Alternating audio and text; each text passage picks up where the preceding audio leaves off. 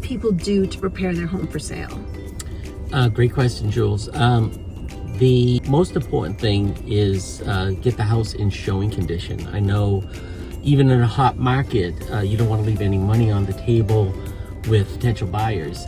And getting the house in showing condition, I would say, it should be a top priority for them. The average somebody spends on getting the house ready is about 1 to 2% of the price that they're going to put it out at, and that might be doing painting, doing the floors over, staging, but it is well worth the money. A couple of examples: we spent $500 getting the kitchen ready, and they had a big mural.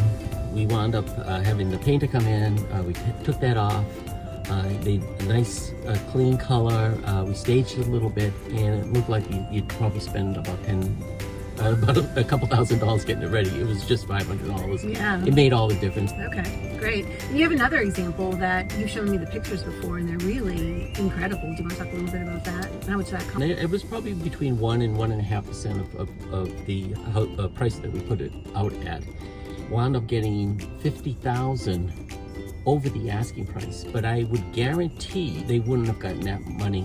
I think they spent about 10 and they netted 40. So I think it's really critical when you're marketing a house to have it in showing condition for these buyers, and you appeal to more people. People can visualize, and I think one of the best things, less is more when you're selling a house. That's our mantra all the time when we go in and talk to the sellers. Right, especially like what I'm seeing now is a lot of buyers. We're all busy. Nobody wants to spend the time fixing up a house. Mm-hmm. So the homes that you put that little bit of effort in to make them in showing condition, right, and it does pay off. All right, thanks, Dave. That was great. Thanks, Joe. If you have a question you would like us to answer, please just put it in the comments and we will answer it next time. Thanks so much.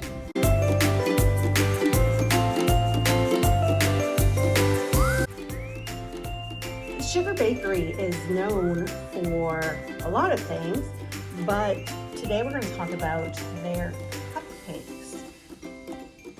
The Oreo is a big hit. The Vanilla Lovers, the Lemon Cupcake, and the Carrot Cake.